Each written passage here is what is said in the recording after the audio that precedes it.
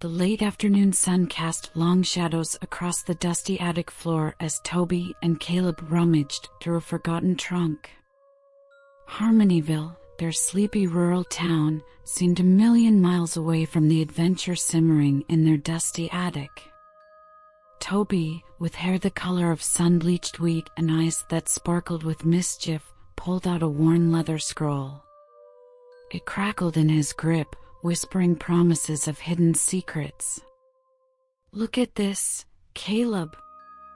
Toby exclaimed, his voice echoing in the cavernous attic.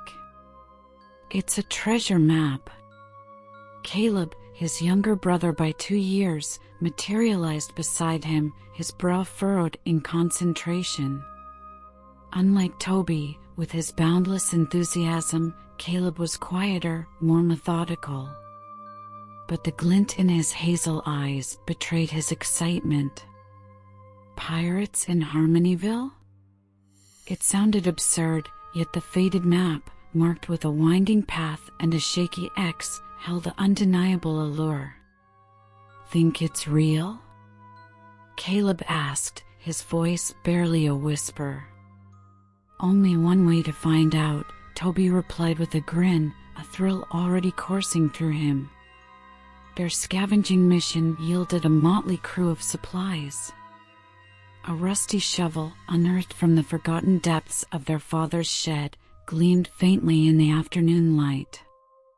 An ancient magnifying glass, their grandfather's prized possession for studying elusive birds, felt heavy and important in Caleb's hand. They filled a canteen with cool, refreshing spring water and grabbed a worn copy of their grandmother's wildflower guide, its pages filled with pressed specimens and detailed notes. Armed with this makeshift arsenal, they embarked on their quest, the map clutched tightly in Toby's hand. The gnarled oak tree, the map's designated starting point, stood sentinel at the edge of their family's sprawling apple orchard.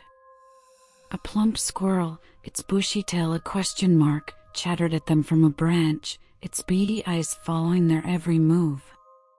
The brothers navigated the orchard, weaving between rows of fragrant apple trees, dodging playful butterflies and the occasional disgruntled bumblebee. The path, etched faintly on the parchment, led them out of the familiar orchard and into a hidden grove. Sunlight dappled the forest floor through a thick canopy of leaves.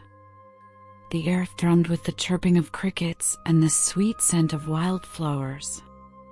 Caleb, ever the cautious one, consulted their makeshift compass, a spoon balanced precariously on a leaf, to ensure they stayed on track. Suddenly, the path ended abruptly at a sheer rock face, a small waterfall cascading down its side. Disappointment tugged at Toby's heart. But Caleb, ever the keen observer, crouched down, examining the base of the rocks. Using their grandfather's magnifying glass, he detected a faint inscription, a series of symbols etched into the ancient stone. "It's a riddle, Toby!" Caleb exclaimed, a spark of excitement lighting up his eyes. He flipped through their grandmother's wildflower guide, comparing the symbols to the intricate drawings of local flora. An hour flew by in a flurry of searching and discovery. They scoured the grove, their determination unwavering. Finally, they found them all: a patch of fragrant lavender, a cluster of vibrant red berries, a spiky cactus that made Toby yelp in surprise, and a clump of bright yellow dandelions. Following the order of the symbols on the rock face, they carefully arranged the plants at the base of the waterfall. A low rumble echoed through the grove, sending shivers down their spines. The earth trembled, and a section of the rock wall slid open with a groan, revealing a hidden passage. A sense of awe washed over them. This wasn't just a treasure map, it was a portal to a secret world. With hearts pounding and a mix of apprehension and excitement, they stepped into the darkness, the flickering sunlight from the entrance their only guide. The passage was narrow and damp, the air thick with the smell of moss and earth. Toby led the way, his trusty shovel held high like a torch. The passage twisted and turned, leading them deeper into the heart of the mountain. Finally, after what felt like an eternity, they emerged into a space that left them speechless. It wasn't a cavern filled with gold and jewels as Toby had envisioned, but something far more magnificent, a hidden library.